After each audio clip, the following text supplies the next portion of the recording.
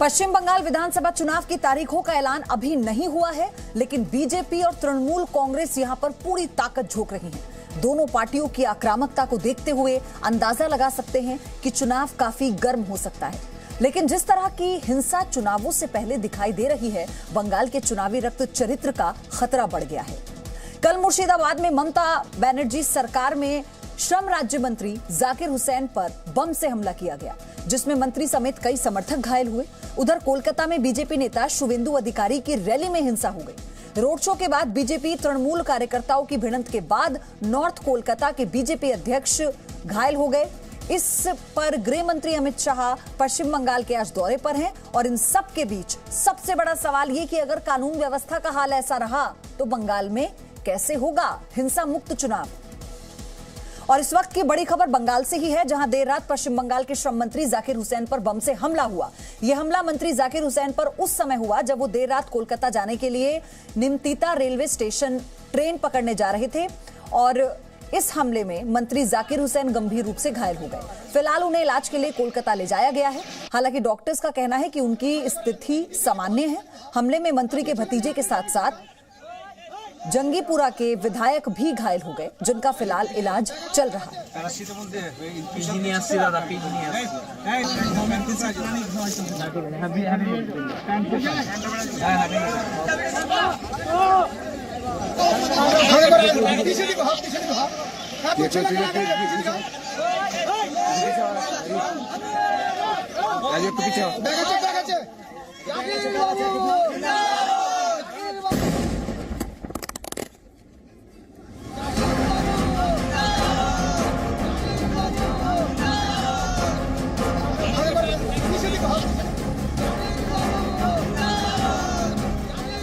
पहले पश्चिम बंगाल के श्रम राज्य मंत्री जाकिर हुसैन की जय जयकार, फिर मंत्री के समर्थकों के सामने उन पर बम से वार और आखिर में सिर्फ धुआं और चीख पुकार। ये तस्वीरें पश्चिम बंगाल विधानसभा चुनाव से पहले राज्य में कानून व्यवस्था के हालात को बयान कर रही हैं। अगर राज्य के मंत्री के ऊपर सबके सामने बम से हमला हो सकता है तो यहाँ पर सुरक्षित कौन है? कानून व्यवस्था का ये हाल है तो क्या पश्चिम बंगाल में चुनाव हो पाएंगे? इन तमाम सवालों के बीच सबसे पहले हम आपको बताते हैं किस तरह पश्चिम बंगाल के श्रम राज्य मंत्री जाकिर हुसैन पर जानलेवा हमला किया गया। पश्चिम बंगाल के श्रम राज्य मंत्री जाकिर हुसैन मुर्शिदाबाद से कोलकाता के लिए रवाना हो रहे थे। जाकिर हुसैन मुर्शिदाबाद के जंगीपुरा से विधायक हैं। कोलकाता जाने के लिए उनको निमिता स्टेशन से ट्रेन पकड़नी थी। समर्थकों के साथ जाकिर हुसैन पैदल ही स्टेशन की ओर बढ़ रहे थे। इस दौरान कुछ लोग उनके समर्थन में नारे लगा रहे थे। वहीं कुछ कैमरों से जाकिर हुसैन को शूट भी किया जा रहा था। चुनावी मौसम में यह सब कुछ बेहद सामान्य नजर आ रहा था, लेकिन अचानक हुए एक धमाके के बाद सारा नजारा बदल गया। जहां पर जिंदाबाद के नारे लग रहे थे, वहां चीख पुकार मच गई। जाकिर हुसैन के ऊपर क्रूड बम से हमला किया गया था। इस धमाके में जाकिर हुसैन समेत उनके कई समर्थक घायल हो गए। जाकिर हुसैन को फौरन एम्बुलेंस के जरिए अस्पताल लेकर जाया गया। जाकिर हुसैन के साथ मौजूद उनके समर्थक भी घायल हुए, जिन्हें अस्पताल लेकर जाया गया। कुछ तस्वीरें तो ऐसी भी हैं जिन्हें हम आपको दिखा तक नहीं सकते। लेकिन राहत की बात यह है, इतने खतरनाक हमले के बावजूद जाकिर हुसैन की हालत फिलहाल खतरे से बाहर है। डॉक्टरों के मुताबिक उन्हें प्लास्टर लगाया गया है। His condition is stable. दाहिना हाथ में और बाएं पैर में चोट पहुंचा, प्लास्टर है। He is out of danger. Murshidabad में प्राथमिक उपचार के बाद जाकिर हुसैन को और अच्छे इलाज के लिए कोलकाता भेज दिया गया। अभी तक ये मालूम नहीं चला है कि हमले के पीछे कौन है। हमले के बाद राज्यपाल जगदीप धनखड़ ने ट्वीट किया, निमिता रेलवे स्टेशन मुर्शिदाबाद में पश्चिम बंगाल में मंत्री जाकिर हुसैन पर हमला निंदनीय है। हिंसा में बढ़ोतरी पर चिंतित हूँ। लोकतंत्र में हिंसा का कोई स्थान नहीं। ये वक्त कानून के मुताबिक तेजी से कार्रवाई का है। वहीं जी न्यूज के साथ बात करते हुए बीजेपी के महासचिव कैलाश विजयवर्गीय ने जाकिर हुसैन पर हमले की निंदा की। इसी के साथ बंगाल में बिगड़ती कानून व्यवस्था पर भी सवाल खड़े किए। यहाँ देखिए, मिनिस्टर साहब भी वहाँ पर सुरक्षित नहीं। हमने कहा है कि माफिया इतने ज्यादा सक्रिय हो गए कि उन्होंने पुलिस की चिंता, न सरकार की चिंता, न शासन की चिंता, न प्रशासन की चिंता। मंत्री जिस प्रदेश में सुरक्षित नहीं, आप समझ सकते कि लॉ एंड ऑर्डर की स्थिति क्या है। बहुत ही दुखद घटना है। वहीं पश्चिम बंगाल के शहरी विकास मंत्री फिरहाद हकीम ने इसे बंगाल की राजनीति का काला दिन बताया है। मेरी पार्टी के सहयोगी जाकिर हुसैन पर क्रूड बम हमले में कई लोग घायल हुए हैं। मुर्शिदाबाद की घटना बंगाल की राजनीति में एक काला दिन है। उनके शीघ्र स्वस्थ होने की प्रार्थना करता हूं। हमारी राजनीति में हिंसा का कोई स्थान नहीं है। यह हमला किसने किया, क्यों किया, किस मकसद से किया, इसका खुलासा अभी नहीं हुआ है। लेकिन ममता राज में ममता के मंत्री पर बम से हमला कानून व्यवस्था की पोल खोलने के लिए काफी है। मार्च अप्रैल में पश्चिम बंगाल में चुनाव होने हैं। ऐसे में बंगाल विधानसभा चुनाव को हिंसा मुक्त रखना भी चुनाव आयोग के लिए बड़ी चुनौती साबित हो सकती है। पूजा मेहता के साथ विशाल पांडे, जी मीडिया, कोलकाता।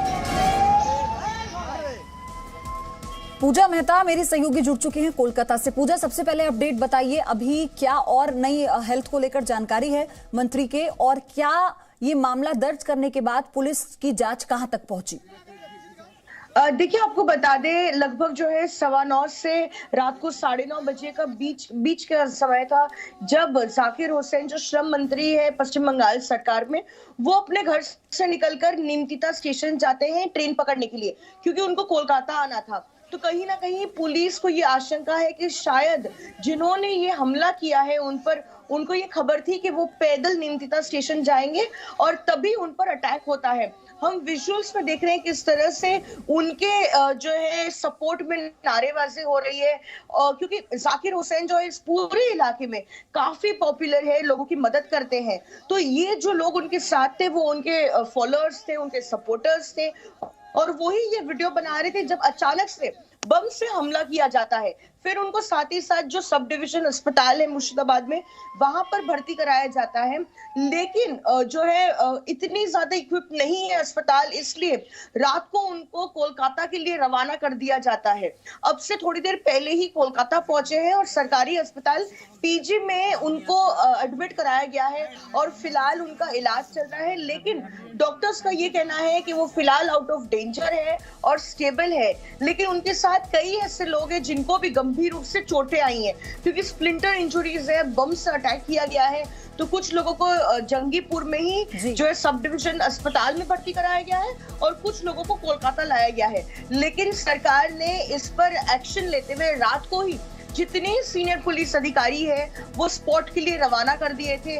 जो एसपी है, डीआईजी है मुर्शिदाबाद रेंज के, जो लोकल ओसी है, उनको स्पॉट पर जाने के लिए कहा गया था। और आज सुबह से ही लगातार जितने पुलिस ऑफिसर्स हैं वो उस मौके पर पहुंचे हैं और कहा यह जा रहा है कि अब से थोड़ी ही देर में कोलकाता से फोरेंसिक टीम जो है उनको रवाना किया जाएगा। फोरेंसिक के जितने अधिकारी हैं वो उस मौके पर पहुंचेंगे और वो पूरे इलाके को जो है वो एग्जामिन करेंगे। और अब से थोड़ी देर में कहा जा रहा है कि पुलिस भी मामले को दर्ज करते हुए आगे की कार्रवाई करेगी। एक छोटा सा सवाल और है मेरा आपसे कि पुलिस इस मामले को देख कैसे रही है? क्या ये कोई राजनीतिक मंशा से किया गया हमला हो सकता है या फिर ये कोई निजी रंजिश का मामला हो सकता है? बिल्कुल, देखिए, क्योंकि हमने बात करने की कोशिश की पुलिस से, वो कुछ भी कहने से मना कर रहे हैं, कह रहे हैं कि ये बहुत प्रीमेच्योर स्टेज है कमेंट करने के लिए। पूरी तरीके से जब जांच हो जाएगी तभी पता लग पाएगा कि आखिरकार आपसी रंजिश का केस था या फिर इसके तार राजनीति से जुड़े। ठीक है, धन्यवाद पूजा आपका। आपसे अपडेट मैं आगे भी लेती रहूंगी। चलिए अब जानते हैं कि क्या है गृह मंत्री अमित शाह का आज का पूरा कार्यक्रम। गृह मंत्री अमित शाह राम बिहारी एवेन्यू में भारत सेवाश्रम संघ जाएंगे और लोगों से मुलाकात करेंगे।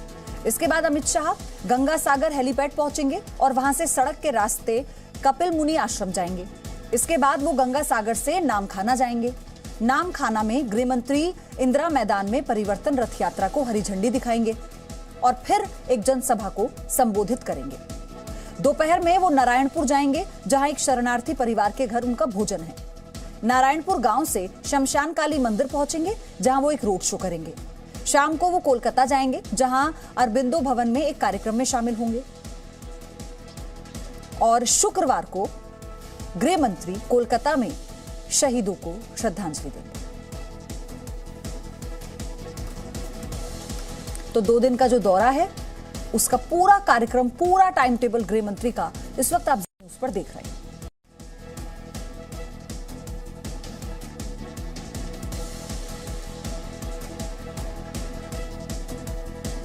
Presenting B News app, available on Google Play and App Store. Download it now.